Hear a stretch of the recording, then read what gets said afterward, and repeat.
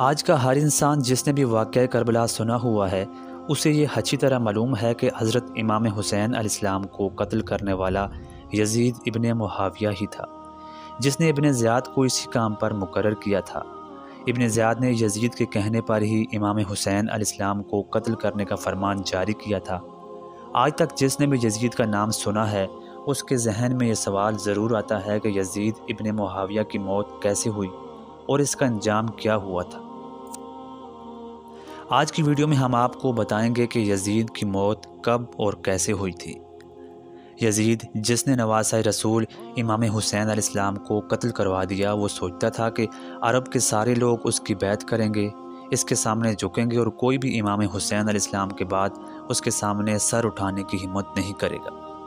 لیکن جب رسول اللہ صلی اللہ علیہ وآلہ وسلم کی بیٹیاں قید ہو کر کوفہ اور شام کی گلیوں سے گزری تو ان کے خطبے سنتے سنتے لوگوں کے مردہ ضمیر جاگنے لگے۔ یزید کے دربار میں جو خطبہ بی بی زینب سلام اللہ علیہا نے دیا، وہ سننے کے بعد لوگوں کو حقیقت کا پتہ چلا اور یزید کے خلاف وہیں سے بغاوتیں اٹھنا شروع ہو گئی۔ لوگ یہ جان گئے کہ جس نے امام حسین علیہ السلام کے ساتھ ظلم کیا ہے اسے بادشاہ کہنا سب سے بڑا گناہ ہے۔ اس کے بعد مدینے والوں نے یزید کی بیعت کرنے سے انکار کر دیا اور پھر یزید نے مدینے پر حملہ کر دیا۔ تاریخ میں لکھا ہے کہ یزید کی فوج 3 دن تک مسجد نبوی میں اپنے گھوڑوں کے ساتھ رہی اور پھر یزید نے خانہ کعبہ پر بھی حملہ کر دیا۔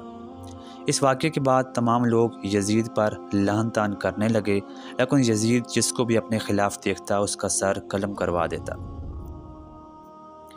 واقعہ کربلا کے کچھ ہی عرصہ کے بعد یزید ایک انتہائی تکلیف دہ مرض میں مبتلا ہو گیا۔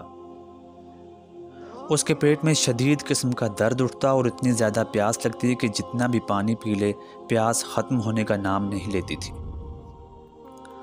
جب وہ پیاس کی شدت کی وجہ سے پانی پیتا تو وہی پانی اس کے پیٹ کو جلاتا تھا۔ یزید دن رات درد کی شدت کی وجہ سے چلاتا رہتا تھا۔ اس کی تکلیف دیکھ کر بڑے بڑے حکیم اس کا علاج کرنے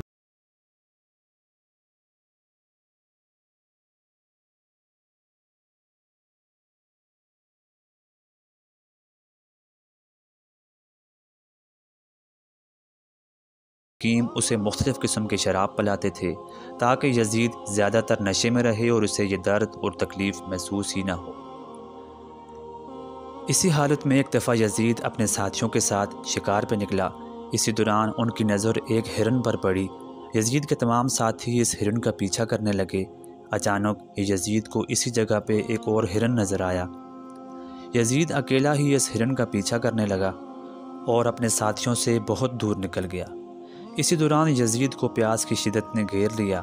اس نے دیکھا کہ ایک آدمی وہاں پر موجود ہے جس کے ہاتھ میں مشق ہے۔ یزید کے پانی مانگنے پر اس شخص نے سوال کیا کہ تم کون ہو؟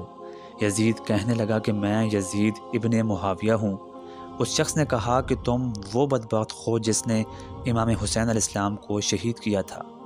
یہ کہہ کر اس شخص نے ایک زوردار چیخ کی جس کی وجہ سے یزید کا گھوڑا اچانک وہاں سے بھاگنے لگا۔ یزید کا پاؤں اس گھوڑے کی رکاب میں پھنسا ہوا تھا اور وہ گھوڑا یزید کو گھسیٹتا ہوا پورے جنگل کو جا پہنچا اور وہاں پر بھی اس کو گھسیٹتا رہا، یہاں تک کہ اس ملعون کی موت واقع ہو گئی۔ زمین پر گھسیٹنے کی وجہ سے یزید کی لاش کے ٹکڑے پورے جنگل میں پھیل گئے۔